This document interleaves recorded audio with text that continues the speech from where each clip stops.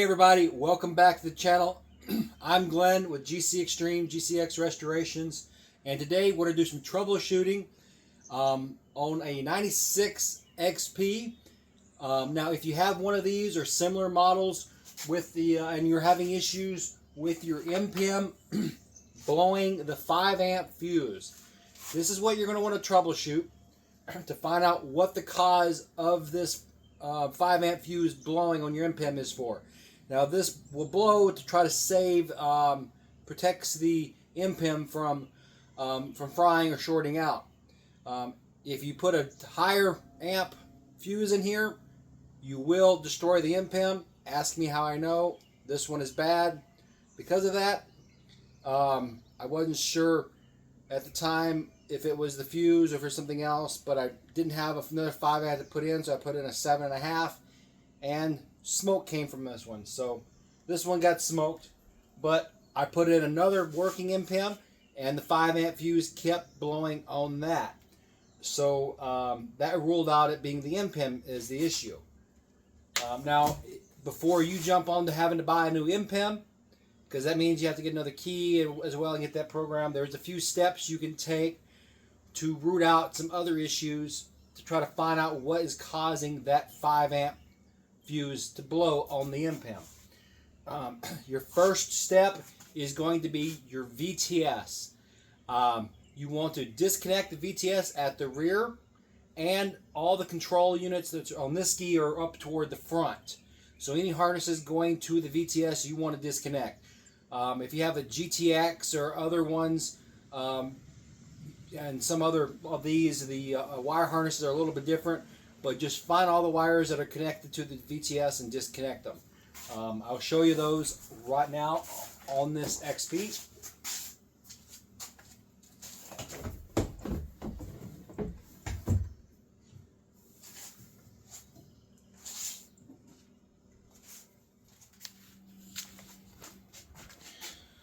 So our VTS is back here on the 96 XP, and we have 2 wire harnesses coming off. We have this one. Okay, you can't see the light. Okay, so here we have the VTS unit right here. We have 2 harnesses coming out of it. We got the short one right here. This is going to the power and stuff that plugs into this one. It's a short one. It just plugs in right into the top of this. So you want to disconnect that one, and then you want to follow the rest of your harness up, and it goes up there.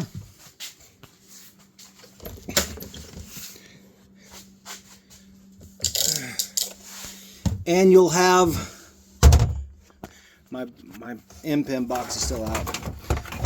But you'll have wire harnesses up in here, and that will go to the VTS gauge. Yeah, this is not working as planned, but anyway, just follow that. Let's see if I can pull it out. But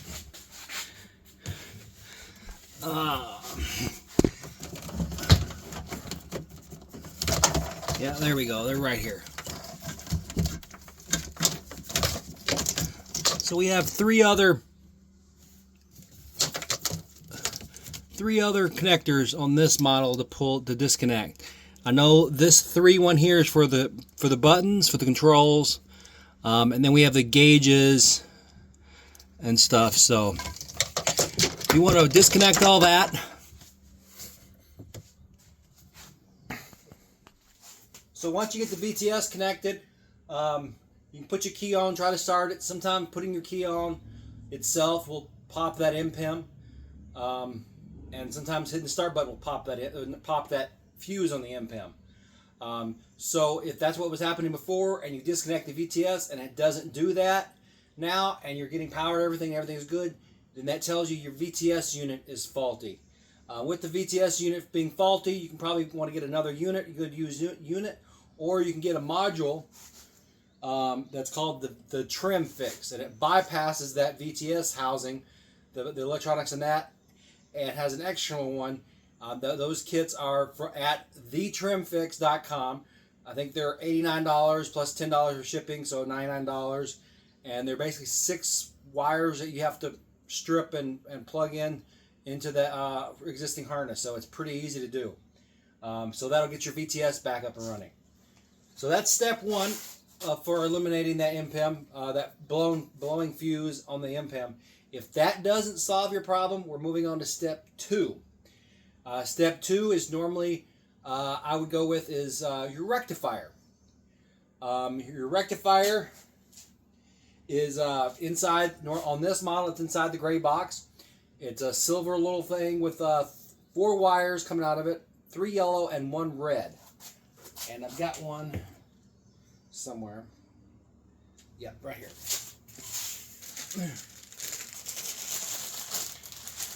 You can get these at OSD Marine, but it'll look like this. And I dropped an O-ring. You can get this at OSD Marine. So basically, it's just 3 wires, the 3 yellow wires, and a red, and then 2 bolts to replace this. And that is inside your gray box on this model. So you can disconnect the red wire, or disconnect, I think you might be able to disconnect all of them, but disconnect the red wire for sure, and then see if that solves the issue. Also, if you're having an issue with like hitting a rev limiter, the engine will go rat-tat-tat-tat-tat, like hitting a rev limiter at like 2,000 or 3,000 RPMs. You can also disconnect that red wire and see if it does it. This is a voltage issue between, I'm not an electrical expert, but between AC and DC voltage, that rectifier is supposed to change from one to the other and regulate it. So that can cause a thing where you're hitting your rev limiter, so it'll cause issues.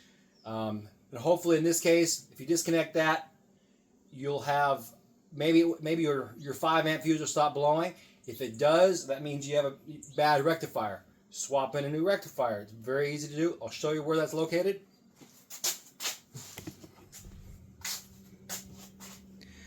It's located in this box.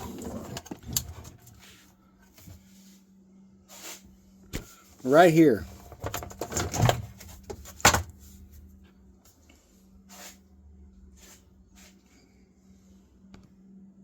So it's right here in this box. You can see it right there in the corner. It's got it's got a screw and a nut, and then your 3 wires and everything else. The 3 wires are in 1 red wire.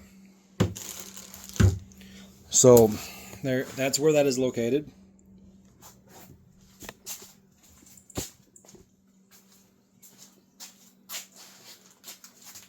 So now that, if you're an electrical guru and you're good with your ohm meter, multimeter, and you know all the electrical stuff, how to ohm and check stuff, you can probably ohm that out or whatever and verify that it's bad. But otherwise, disconnect it and then see if you're getting power, everything in that 5 amp fuse continues to blow or not. If it does continue to blow, it's possibly not the rectifier. There's two other things that could possibly be on the top of my mind. There's a chance it could be a bad starter. Brushes and stuff like that I've read shorting out and creating an issue. I ruled that out on this one because I've already swapped starters several times. So I don't think it's the starter, but that's one thing you could possibly check. I wouldn't jump to that. The next issue is going to be the stator. So we've ruled out the VTS unit, the rectifier, maybe the battery. So number 4 is going to be the stator.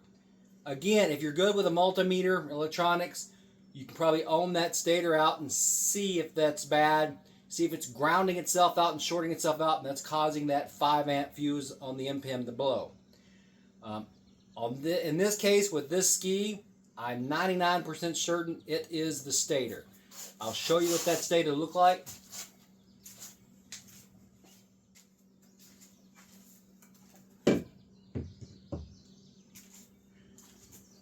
This stator was pulled out of I pulled the front cover off after I took the exhaust off, and this thing is crusty. Look at that. The whole inside of the stator cover was pretty much the same way, so I believe it was grounding out. It must have got water in it and ground itself out or something. I believe due to probably a bad O-ring. But again, this thing is horrible. Here is our front engine cover with our new stator and our new pickup as well. So I bought a different pickup. They don't come with the stator. You buy them separately, but so this whole inside was all crusty. It looked as rusty as this stator. So got it all cleaned up in the ultrasonic cleaner, and she's a lot better now. And we got the new stator put on, new pickup, and we're ready to reinstall this.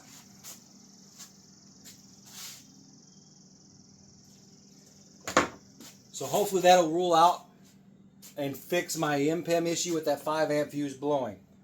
So that's your number 4 issue. The number 5 thing to double check, if you don't believe it's that, it could just be a faulty mpem. But do your due diligence. Try your best to check and ohm stuff out as properly and see where it's coming from. So start with the VTS, unhook that. That's the most simplest thing to check. Now I'm going to give you some advice when you're pulling off the front cover. First, you got to remove the exhaust pipe.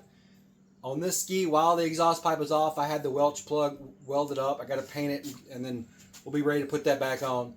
And then I used a ratchet strap to tilt the engine up a little bit, because when this sits in there like this, and this bolt right here, they're basically 10 millimeter. You need a 10 millimeter socket to get to these hex bolts. They're hex bolts, and you can get to most of them pretty easily. But this one, because of the front motor mount and the rise in the fiberglass, it is a pain to get at. Had to keep lifting up that motor. I didn't like doing that to get at that. Your best advice, my best advice is when you're replacing these, taking this off, putting them back in, don't put those 10 millimeter hex bolts back in. Go with socket head bolts.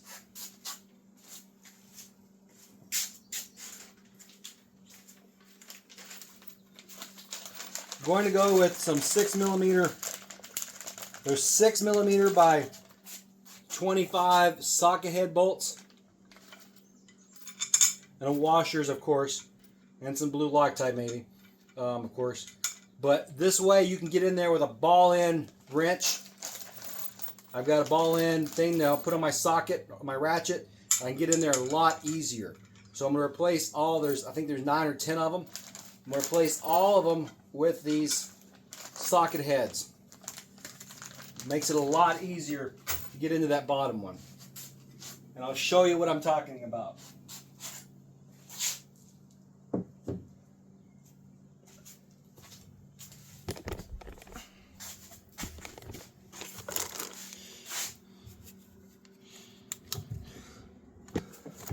It's hard to see, but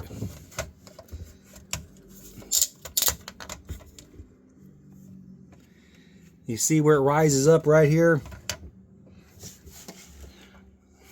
Get this clamp out of the way.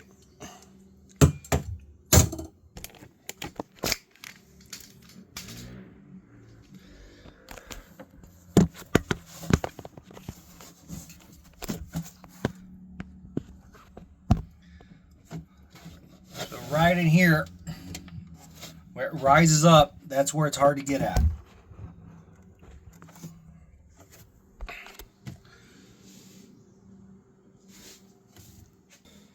So I hope you guys have enjoyed this little quick rundown and troubleshooting video. If you're having that 5 amp fuse blowing on your ski, specifically a 96 XP ski like this one, probably very common in some of the other similar models that share that same electrical box. But hopefully I can get this ski, get this stator in and get the exhaust back on and get it running again and get this thing sold. So it'll be a nice ski for the new customer, knowing that they have that stator replaced already, and it should be good for many more years. So hope you guys have enjoyed this. Hit the like button, leave a comment, subscribe.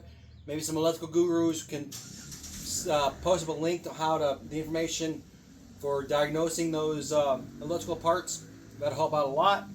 But I appreciate it. Hope you guys have a good summer, and I'll see you in the next video. Peace out. Thank you for watching this video. Please hit the like button and subscribe. Thanks.